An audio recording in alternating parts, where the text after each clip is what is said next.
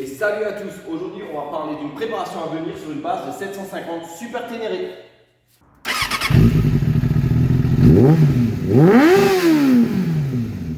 Et salut à tous, bienvenue sur cette nouvelle vidéo d'FR Motors. Alors aujourd'hui on va parler de cette 750 Super Ténéré. Alors une 750 Super Ténéré, ça ressemble d'origine à ça. Voilà, donc il y a eu quelques petites modifications déjà, à savoir que pour l'instant ce ne sont que des prototypes. Donc à savoir, cette moto servira à faire de l'enduro et du voyage. Donc on va y monter plusieurs accessoires, y faire plusieurs modifications afin de la faire ressembler à une moto de Dakar, voire même une moto de type rallye routier, en y rajoutant tous les équipements qui vont bien.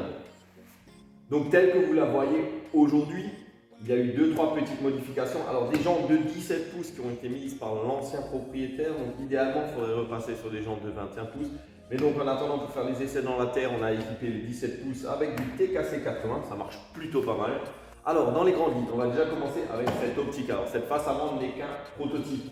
Alors c'est un prototype afin de créer une face avant plus haute, plus droite, afin d'y intégrer à l'arrière tous les supports de GPS, supports de dérouleur et tout ce qui va bien. Donc comme je l'ai dit, pour l'instant, ça n'est qu'un prototype. Cette moto est vraiment au début de sa phase de développement. Donc le problème déjà avec cette face avant et ce prototype, c'est que ça fait vraiment trop KTM, ça ne colle pas avec l'esprit de la moto en elle-même. Alors certains me diront, oui, si tu voulais que ça ressemble à une moto du Dakar, on aurait pu faire une préparation façon Dakar. Donc je vous mets une petite incrustation, vous allez voir comme certains le font. Mais bon, les pièces sont quasi introuvables, elles sont super chères. Et ce qui nous intéresse dans ce projet, ça sera de moderniser un petit peu cette moto en y rajoutant des accessoires et en lui donnant un look plus stylé, plus moderne et surtout à lui faire gagner du poids en enlevant certaines choses qui sont un petit peu superflues.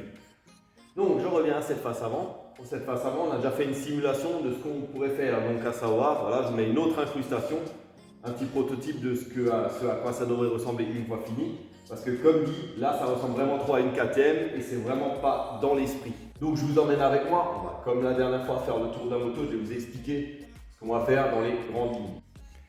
Alors on va prendre un petit peu de recul que je vous explique tout ça. Donc pour que cette moto ressemble à une moto de Dakar ou une moto de rallye routier, on va encore modifier le prototype de la face avant, on va affiner l'arrière, changer la ligne du pot afin qu'elle soit légèrement plus verticale. En fait, pour que ça ressemble vraiment à ce genre de moto, je vous mets une petite incrustation là dans le coin.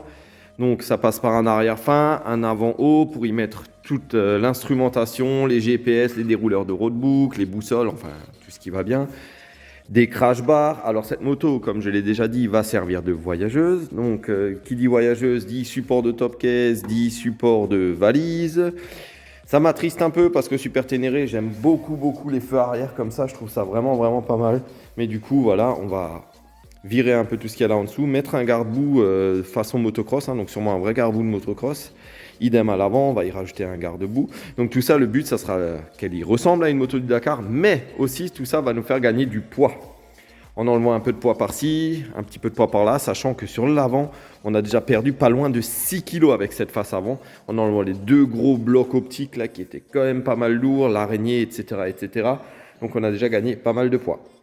Donc sur la mécanique, on restera sur les basiques, une grosse vidange et une grosse révision moteur avec géosoupape et tout ce qui va bien, une réfection de la fourche avant, graissage et réfection de l'amortisseur arrière. Ensuite, un point très important sur ce genre de moto, c'est le kit déco. Alors cette peinture restera, donc c'est une peinture grise, gris asphalte, comme la Ducati juste derrière. J'aime beaucoup cette couleur, je pense que ça se voit. Et le noir d'origine. Alors la peinture restera, elle ne sera pas repeinte parce que ça fait pas longtemps qu'elle a été faite et c'est une moto qui a quand même été faite pour faire de l'enduro, donc elle va tomber et même pendant les voyages, quand on transporte avec les sacoches, quand on sangle des choses, on va inévitablement rayer la peinture, voilà, même en faisant très attention. Donc point très important, c'est les stickers et tous les sponsoring qu'on peut voir sur ce genre de moto de course. Donc voilà, je rappelle que c'est une réplique, ça sera une réplique d'une moto de Dakar, on va faire semblant entre guillemets, mais justement c'est ça qui est cool. Donc il y aura pas mal de stickers, on va en rajouter certains pour coller à l'esprit et aux couleurs de FR Motors, donc avec un peu de bleu, un peu de jaune, on va rajouter pas mal. Donc ça va être le point, je pense même un des points les plus importants. Et du coup, comme pour la Ducati, je vous invite à suivre épisode par épisode les étapes de cette transformation.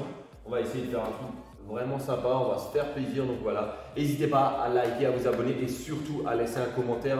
Laissez-nous votre avis, on prendra un malin plaisir à y répondre. Ça fait toujours plaisir d'avoir des retours, même si c'est des critiques, tant que c'est constructif, on prend. Et voilà, on se retrouve pour le prochain épisode sur la chaîne DFR Motors.